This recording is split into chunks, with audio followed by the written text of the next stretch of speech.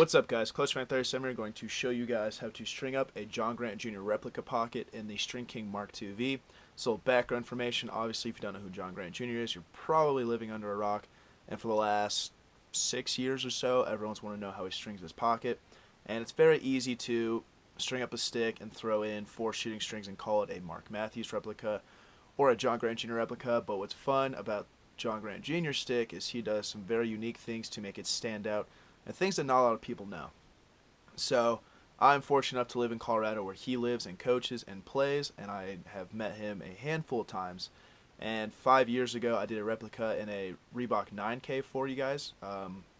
That's a very old video, but basically I met him at the gym I work out at because that's where they had training camp back in the day, because there is an indoor rink with box goals set up, so that's where a lot of the Mammoth guys went to go and work out and practice.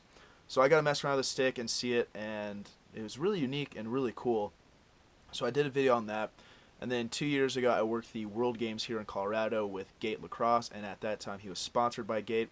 So I got a first-hand look at his Recon XL head, and he was also just signed with String King, so he's using String King mesh, and I got to see it. The only problem is with that situation, that stick, I never made a video or post about it for a couple reasons. One, outdoor, it was the time where only you could use Warrior and Brine stuff, so I used a Warrior Evo 3, so I never got to see that stick. Indoor, it was strictly Under Armour that year, so he used Under Armour sticks, so ideally you never got to see him use his Gate stick except for at camps and coaching and when he was out and about. So I never made a post about that. Last year String King posted a picture on our Instagram of his game stick, and it's pretty easy to depict the pattern from that. If you look, what I do is I screenshot it and zoomed in. You can figure it out. But there's still some unique things he does to his stick that make it stand out that you don't see in pictures or a lot of people post about. So this is his Mark II-V exact replica pocket. Obviously he's a String King Pro, so he's going to be using this in the indoor season. And this is exactly what he uses. So first thing you'll notice, obviously it's got 4 straight shooting strings. The pocket itself is very banana-like and somewhat shallow, which is kind of unique and different, because when you see him play, his behind the backs, around the worlds, behind the legs, one-handed goals and stuff, they're absurd, and you'd think you need a lot of hold for that. But his stick doesn't have a lot of hold and hardly any whip. So the first thing he does, that I'm sure if you see String King's YouTube channel and you see him talk about his Mark II-V, is he uses String King 3X mesh and he flips it backwards, so the smooth side is in and the rough side is out. The reason he does this is because he likes a very smooth transition pocket. He likes not a lot of hold, hook, or whip, so using a smooth side really helps with that. He uses the semi-hard mesh because the harder the mesh, the smoother it's going to be, especially the smooth side, so it just comes out very uniquely and smooth. Not a lot crazy he does. Another thing besides just a classic pocket is when he ties it off. Typically he tied off around here in the head, but now with the Mark II-V, since it has 29 holes, he ties it up way up here. And the reason for that is when he cradles one-handed, this string on the inside here adds just a little bit more hold to the stick. It adds a little bit more holding points there, which is pretty cool and unique. So there's his pocket, 4 straight, and I'm going to show you guys how to string it up. So right here I got my Mark II-V. I've done one side of it already with his pattern. As you can see, the mesh is flipped backwards. The reason this doesn't curl up and curls down is because it is backwards. So pocket-wise, he starts his top string on the second hole, and for the first hole is where he does his sidewall string, and I'll show you how he does that. But basically it's a skip, SI, skip, SI, skip, SI, skip, SI, skip, SI.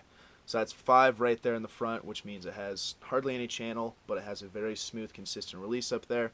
And from there you skip 2 holes, do an SI, skip 3 holes, SI, 3 holes, SI, skip another 3, SI, and then end on this one. Pull the string up and you end right here in the middle. So let's get to it. Obviously you need a sidewall string. All you're going to do is tie a knot like so. Very easy. And then one thing that he does that, or he may not do, is lock the mesh in right here. He might just go sidewall and down, but just for purposes of stringing and making sure the knot doesn't come undone, I like to lock it through the top portion of mesh here. I'll show you.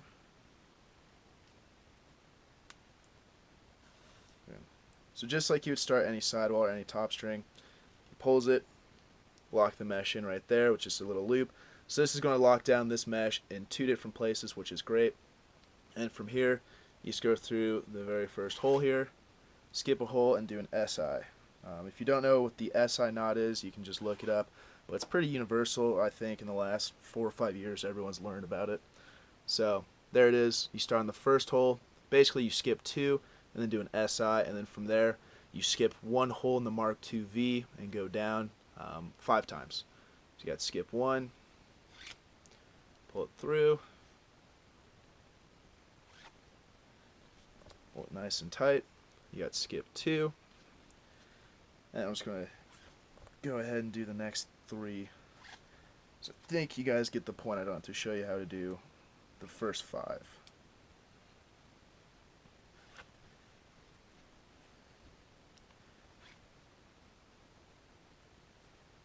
Alrighty. So there it is. That's where you skip a hole for the first 5 lockdowns. Just skipping 1 hole in the Mark II V. The reason he does this is because he likes a very smooth transition. He doesn't like his shooting strings to be U-shaped or bowed at all. He likes them to be pretty much straight across, which is pretty Canadian. So right there.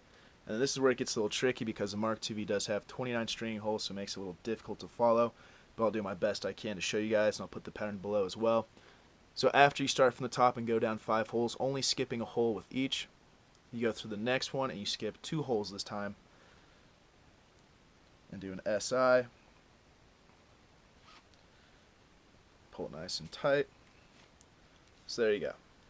So you got skip 2, SI, skip 1, SI, skip 1, SI, skip 1, SI, skip 1, SI, skip 2, SI. And this is where you start skipping 3 holes. So you go through the mesh again. 1, 2, 3, do an SI. And there. So what this does is he has a pocket up here, and as you skip 3 holes, it stretches out a bit more, and then once you get to the bottom, creates kind of a second pocket for when he cradles one-handed. He goes over that in the String King video where he talks about his personal Mark II V, which is pretty cool. He does a very generic, basic pocket, nothing too crazy with his, which is a little absurd because you see him, like I said before, do all those crazy dangles and toe drags and behind the backs and stuff, and you'd think he'd use an incredible pocket, but he just doesn't. So there you go. So you skip 3 again. This part you skip 3 and then go through 1. So we'll do that here in a second.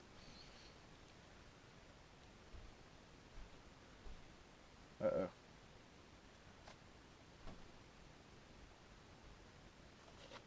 Oops. Messed up. So believe it or not, the Mark II V having 29 holes is a blessing and a curse. It is very difficult to get a pocket exact if you are making a video and you aren't paying a whole lot of attention to it. Hold on. Nope, that's right. You skip 3.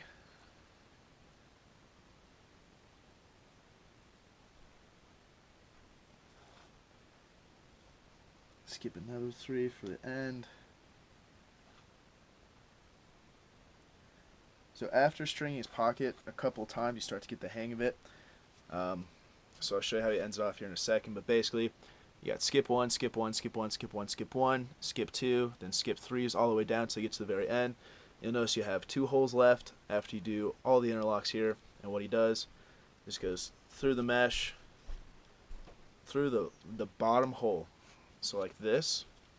Let me pull it so you can see it better. Through the bottom hole like that, and then he goes up 9 holes to end it. But basically it's right in the middle of this 3 stack here. Pull it there, do a nice little knot, and there you go. That's his sidewall pattern. That's ideally how you string it. Hopefully it wasn't too hard to follow. But like I said, I'll post the pattern in the description below. It's just going to be a little hard to read since he does some unique and goofy things. So there's that. Then what I like to do after this portion is stretch the pocket out. I have an Under Armour grip shaft with a gate butt end. These things work magic. You can use a baseball bat. But those are probably 2 of the easiest ways to stretch out a pocket. So after you stretch it out a little bit, you notice it's very shallow, it's very banana-like, and there's not a whole lot to it. So for the bottom string, ideally what he does is, where's my bottom string? Uh-oh. Here it is.